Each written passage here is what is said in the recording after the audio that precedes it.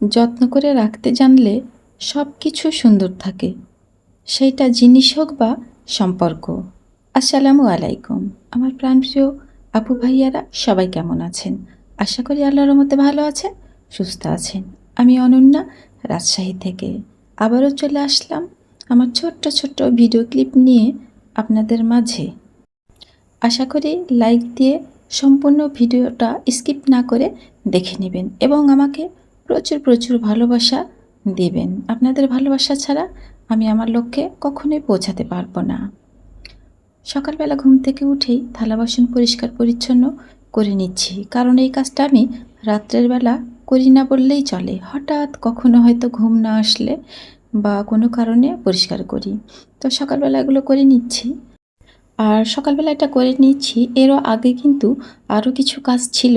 সেই কাজগুলো আলহামদুলিল্লাহ জুবাইরের আব্বু বেশ কয়েকদিন হলো নিয়মিত ওই করছে।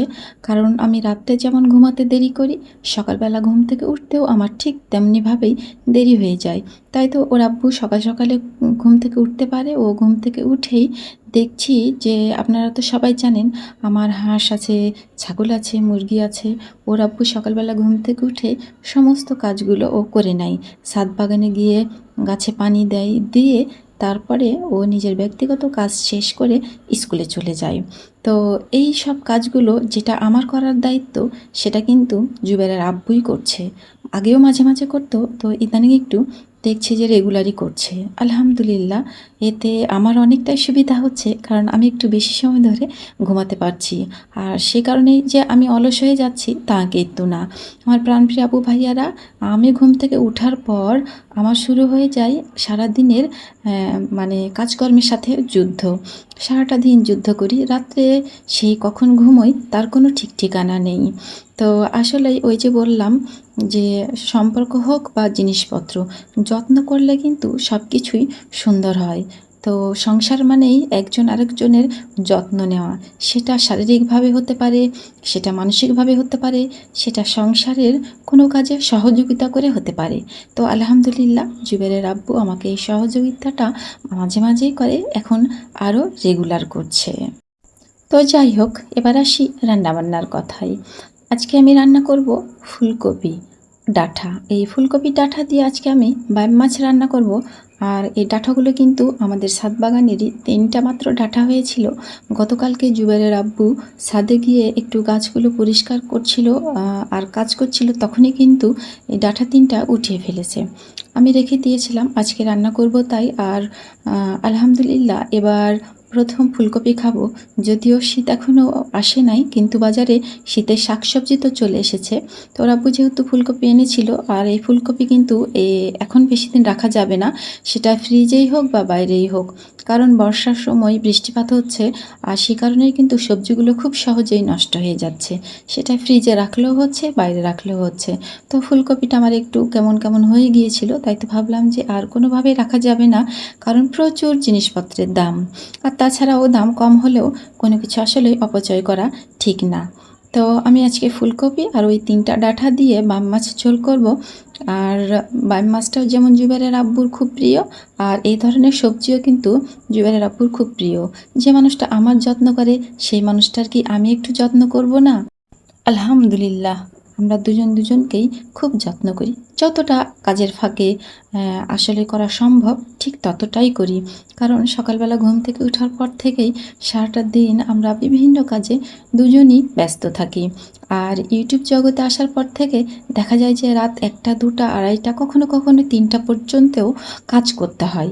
ইউটিউবে মনোযোগ দিতে হয়, আপুদের ভিডিও দেখতে হয়। তো যাই হোক, এগুলো কাজে তো ভীষণ ব্যস্ত থাকি, তারপরেও কাছের মানুষগুলার যত্ন এগুলোর ফাঁকে ফাঁকেই নেই আলহামদুলিল্লাহ। তো এখানে কিন্তু আমি মাছগুলো একটু কিছুক্ষণ কষিয়ে নেওয়ার পরে ফুলকপি আর ডাঁটা দিয়ে দিয়েছি। আর ফুলকপি ডাঁটা কিন্তু একসাথে আবার মাছের সঙ্গে ভালো করে কষিয়ে নিচ্ছি। আর সবসময় যে মাছ ভেজেই খেতে হবে তার কোনো মানে নেই।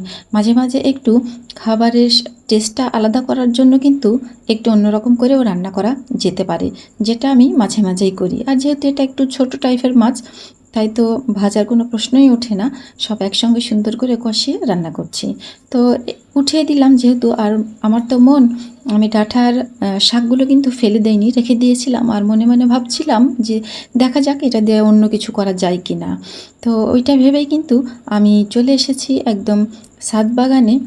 ভাবলাম যে কয়েকটা কুমড়ো পাতাগুলো উঠিয়ে নিই। ডাঁটাগুলো যেহেতু গতকালকে উঠানো হয়েছিল, তাই পাতাগুলো খুব একটা টাটকা হয়ে নেই, আর তারপরেও সবগুলো পাতা কিন্তু নেওয়া যাবে না, যেটুকু নেওয়া যাবে সেটুকুই নিব, এই জন্য একেবারে কম হয়ে যাবে। তাই তো ভাবলাম যে এই কুমড়ো পাতাগুলো নেই, এটা কিন্তু মিষ্টি কুমড়ার গাছ, এটা হচ্ছে মিষ্টি কুমড়ার পাতাগুলো আমি উঠিয়ে নিচ্ছি, আর নিচেরগুলো নিব, কারণ এগুলো হচ্ছে কয়েকটাই যে হলুদ হয়ে যাচ্ছে, ওগুলো নেওয়া যাবে না, যেগুলো নেওয়া যাবে সেগুলোই নিচ্ছি, কারণ পুরনো পাতাগুলো তো হলুদ হয়ে শুকিয়ে মারা যাবে এবং ঝরে পড়ে যাবে, তাই তো নিচ থেকেই পাতা কয়েকটা উঠিয়ে নিলাম। আর আলহামদুলিল্লাহ একটা ডগা তো আমার টিনের ওপরে উঠে গেছে, আরও বেশ কয়েকটা ডগা এই যে এদিক ওদিকে শুধু হেলে দুলে পড়ছে, তাই একটু ঠিকঠাক করে দিচ্ছি। আর এই যে কুমড়ো গাছ, আমার পুঁই গাছ, এক কথায় ছাদে আসলে আমার মনটা একদম ভালো হয়ে যায়, এতটাই ভালো হয় যে কি বলবো। আর যেহেতু যত্ন করি, কষ্ট করি, যত্ন করলে কিন্তু আসলেই সব কিছুই সুন্দর থাকে, কথাটা মানে সব কিছুতে আজকে আমার মিলে যাচ্ছে আলহামদুলিল্লাহ। যত্ন করেছি বলে গাছগুলো কত সুন্দর হয়েছে, হয়তো আল্লাহ রহম হলে, দয়া হলে ফলও খেতে পাবো। তো আবার চলে আসলাম নিচে, এসে দেখি প্রায় তরকারিটা হয়ে গেছে, ফুলকপি ডাঁটা দিয়ে মাছ, একটু গুঁড়ো মশলাগুলো দিয়ে দিলাম, দিয়ে এখন নামিয়ে রেখে দেব। আলহামদুলিল্লাহ আমার কিন্তু তরকারি রান্না করা হয়ে গেছে, খুব সুন্দর লাগছে দেখতে। এখন আমি শাকলতা পাতাগুলো একটু ছিঁড়ে নিব, ছোট ছোট করে নিব, যেহেতু কুমড়ো পাতাগুলো বেশ বড় বড়, একটু সুন্দর করে দেখে শুনে ঠিকঠাক করে বেছে ধুয়ে এক রাইস কুকারে দিয়ে দিব, যেহেতু আমি ভাত বসিয়েছি।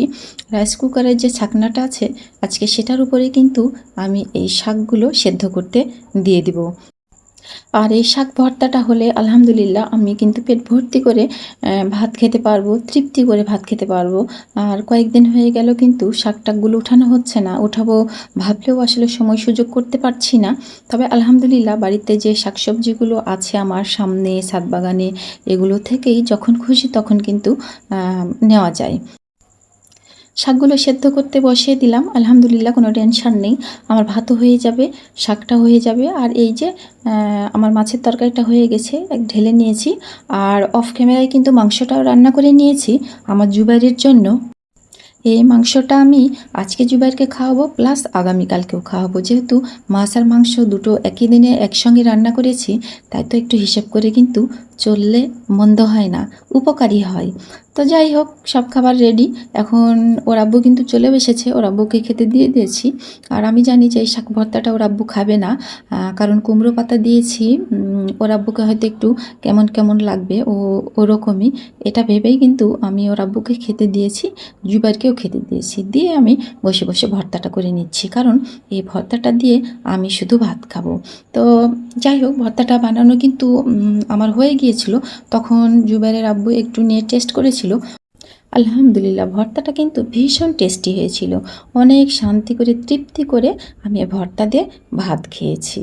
তো আমার প্রাণপ্রিয় আপু ভাইয়ারা সবাই ভালো থাকবেন, সুস্থ থাকবেন, ফিরে আসবে ইনশাল্লাহ। আল্লাহ হাফেজ।